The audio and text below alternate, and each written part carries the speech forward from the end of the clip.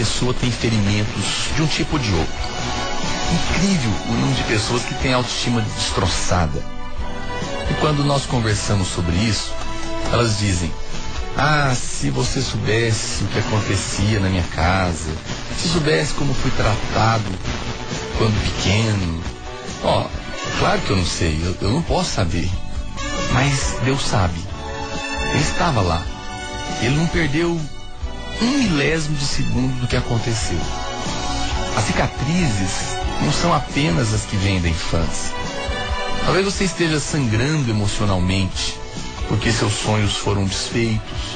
Você precisa hoje ser relembrado, então, de algumas verdades poderosas. Você precisa agarrar-se à tábua da salvação segura, fornecida pela verdade de que Deus sabe. Ele conhece intimamente todos os seus caminhos. Ele não fica a observá-los de longe. Sabe de uma coisa? Nenhum sentimento, nenhuma mágoa, nenhuma cicatriz, nenhuma ferida jamais deixaram de ser notados por ele. Ele não apenas conhece, mas ele também se importa. Os salmos declaram: tu conheces bem as perseguições que eu sofri. Também diz: contaste e recolheste num jarro todas as minhas lágrimas. Anotaste cada lágrima no teu livro. Isso me faz lembrar de um costume antigo na cultura do Oriente Médio. Quando um soldado saía para a guerra, ele comprava um frasco chamado frasco para lágrimas. Era um pequeno vidrinho que as lágrimas seriam depositadas. Então ele dava esse frasco à esposa dele ou à mãe.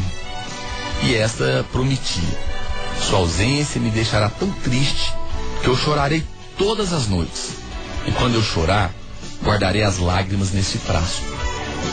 Então quando você voltar, verá minhas lágrimas e saberá quanto é precioso para mim. Que tal isso? Quando Deus nos saudar no céu, poderá balançar nosso frasco de lágrimas diante de seu rosto sorridente. Não perdi nenhuma, dirá ele, nenhuma única lágrima. Além disso, ele não apenas guarda cada lágrima, mas também registra cada uma delas num livro. Deus nunca é descuidado com as suas lágrimas, nem com as suas mágoas e feridas. Isso mostra o quanto você é importante para ele. Com um amor tão observador e terno assim, certamente Deus conquistou o direito de dizer: conheço intimamente todas as suas lágrimas e cicatrizes. Esse é o Deus da Bíblia, o Deus que você procura. Você nunca precisa chorar sozinho, nunca. Refugie-se na onisciência, na compaixão de Deus. Diga em voz alta, se precisar: eu sei que alguém sabe, e sei que alguém se importa. Eu sou o pastor Naor Pedrosa para a Vinha FM, a rádio que a videira faz para você.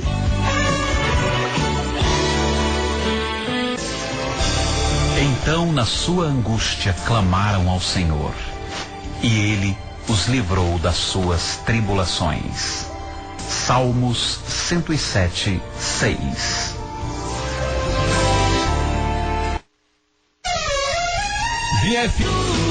Cantora Rose Castelo. Contatos e agendas 3095 51 42 81 7601. Ajuda do alto. Muitos levam sempre as coisas para o lado pessoal. O problema de agirmos assim é que nos sentimos magoados mesmo quando ninguém está nos magoando. Quando entendemos como insulto algo que não teve a intenção, somos nós mesmos a causa do nosso sofrimento. É comum interpretarmos o elogio que o nosso cônjuge faz a outra pessoa como uma crítica indireta a nós. Por exemplo, se o marido diz: como a esposa do fulano cozinha bem, imediatamente a esposa conclui que ele está lhe enviando uma mensagem indireta dizendo que ela não sabe cozinhar. Mas o pior acontece quando o marido e os filhos resolvem elogiar a comida da fulana. Aí surge todo tipo de pensamento paranoico. E a esposa, com mania de perseguição, pode presumir que a família está tramando contra ela. Nesse momento, a mulher se retrairá, sentindo-se rejeitada e magoada. Ela se tornará cada vez mais fria e indiferente. E para piorar tudo, o coitado do marido não tem a mínima ideia do que está acontecendo com ela. Veja quanto sofrimento e mágoa desnecessário. Tudo porque a esposa levou para o lado pessoal um comentário que não tinha intenção de feri-la. Se você tende a levar tudo para o lado pessoal, certamente vai gastar muita energia interpretando palavras e gestos como possíveis ataques e se martirizando por ofensas que ou não foram cometidas ou não são tão graves assim. Quando presumimos que todo comentário e toda brincadeira tem intenção de nos ferir, a nossa tendência é viver na defensiva, entrincheirados, sempre armado com 10 pedras na mão. Isto produz exaustão e afastamento no relacionamento conjugal. Se você deseja crescer em intimidade no seu casamento, para de levar tudo para o lado pessoal. Abandone a mania de perseguição. Eu sou o pastor Aloísio para a Vinha FM, a rádio que a videira faz para você. A minha alma está apegada ao pó. Vivifica-me segundo a tua palavra. Salmos 119, 25.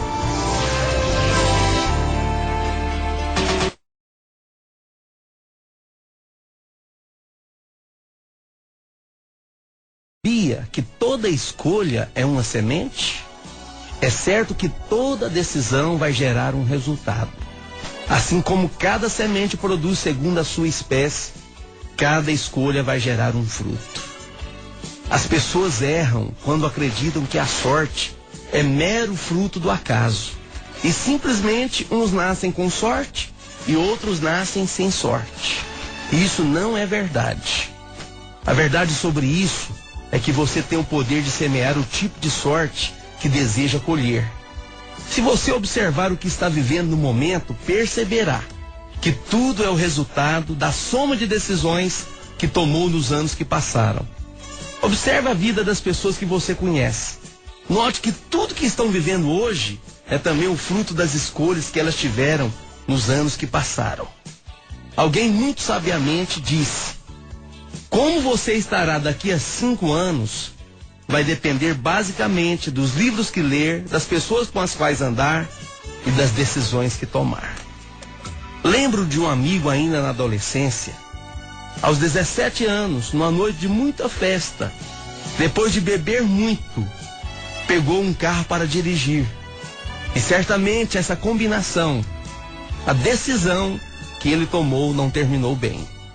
Numa rodovia, em alta velocidade, com os faróis do seu carro apagados, chocou com toda a violência na traseira de uma carreta estacionada. Destruiu a própria vida e a vida de mais 3 jovens que com ele estavam.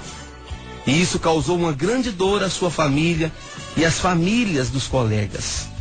É uma grande incoerência sobre isso dizermos que esses jovens, por acaso, tiveram uma sorte infeliz. Na verdade, fizeram uma escolha insensata. E isso terminou em uma consequência desastrosa. Pense nas pessoas que decidem gastar de forma descontrolada, sem ter o dinheiro para pagar. E depois, envolvidas em dívidas, lamentam a sorte e a infelicidade da pobreza. Pense nas pessoas que comem compulsivamente e depois sofrem com os sérios problemas de saúde e com a obesidade. Eu proponho a você a escolha de um caminho excelente. A palavra de Deus diz assim: feliz é o homem que tem no coração escolhas inteligentes, o qual, passando por um lugar destruído e deserto, fará dele um manancial de vida.